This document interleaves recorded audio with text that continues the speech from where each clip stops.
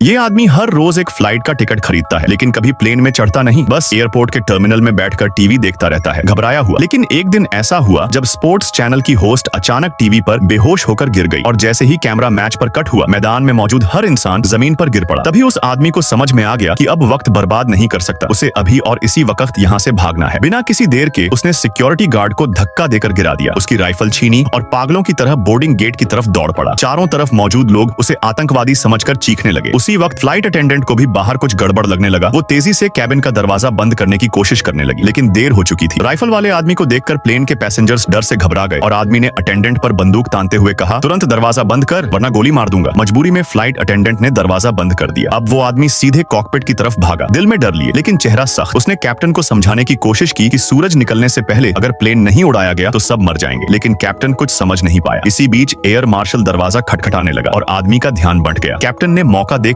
उसकी बंदूक छीनने की कोशिश की, लेकिन बंदूक चल गई और गोली सीधा कैप्टन के हाथ में लग गई। अब कैप्टन सिर्फ एक हाथ से प्लेन उड़ाने लायक नहीं रहा और को पायलट कहीं नहीं था। मजबूरी में वो आदमी गुस्से में भरा हुआ केबिन में लौट आया और चिल्लाकर पूछा, कोई है जो प्लेन उड़ाना जानता है? तभी एक औरत जिसका नाम केली था बोली, मैं हेलीकॉप्टर उड़ाना जानती हूँ। आदमी ने उसी के सहारे प्लेन उड़वाना शुरू कर दिया। अब जब प्लेन हवा में था तो उसने कैप्टन को आदेश दिया, पश्चिम की तरफ उड़ाओ जहाँ सूरज डूबता है। फ्लाइट स्थिर होते ही कैप्टन ने पूछा, क्यों? सूरज निकलने से मौत का क्या मतलब? तब रेमंड नाम का वो आदमी बोला, मैं नेटो आर्मी में मेजर हूँ। मैंने गलती से एक सीक्रेट मीटिंग सुन ली थी जहाँ बताया गया कि सूरज अब म्यूटेट हो चुका है। अब उसकी किरणें किसी भी जिंदा चीज को जला देंगी, चाहे तुम इमारतों के अंदर ही क्यों ना छिपो। लाइव टीवी पर जो खिलाड़ी गिरे वो इसी का सबूत है। अब उन्हें सूरज की रोशनी से बचते हुए अंधेरे में ही उड़ना होगा, नहीं तो सबकी मौत तय है। लेकिन कैप्टन और बाकी किसी को मेजर की बातों पर यकीन नहीं हुआ। सबको लगा कि वो पागल है। उसी वक्त प्लेन में बैठे पैसेंजर्स को कुछ गड़बड़ लगने लगी। सब बेचैन होने लगे। किसी तरह की हड़बड़ी से बचने के लिए मेजर ने बंदूक उठाकर सबको चुप करा दिया, लेकिन तभी एक आदमी ने चुपके से मेजर की बंदूक छीन ली। उसने बंदूक तानकर फ्लाइट अटेंडेंट को कहा, इस पागल को बाथरूम में बंद कर दो। मेजर ने समझाया, मैं तुम्हारी जान बचाने की कोशिश कर रहा हूँ, लेकिन उस आदमी को वो सिर्फ एक आतंकी दिखा। मजबूरी में फ्लाइट अटेंडेंट ने मेजर को बाथरूम में बंद कर दिया। अब जब सब कुछ कंट्रोल में लगने लगा तो कैप्टन ने नजदीकी आइसलैंड एयरपोर्ट पर इमरजेंसी लैंडिंग का प्लान बनाया, लेकिन जैसे ही प्लेन वहां पहुंचा, नीचे का नजारा देखकर सबके होश उड़ गए। नीचे जमीन जल रही थी, लोग हड़बड़ी में एक दूसरे से प्लेन्स के लिए लड़ रहे थे, जैसे नरक का सीन हो। उसी वक्त कैप्टन और केली को समझ में आ गया कि मेजर सच कह रहा था, सूरज सच में म्यूटेट हो चुका है। अब जिंदा रहने का एक ही रास्ता है, लगातार पश्चिम की ओर उड़ते रहो। लेकिन तभी केली ने डरते हुए एक और सच्चाई बताई, हमारे प्लेन में सिर्फ 50 मील की दूरी जितना ही फ्यूल बचा है।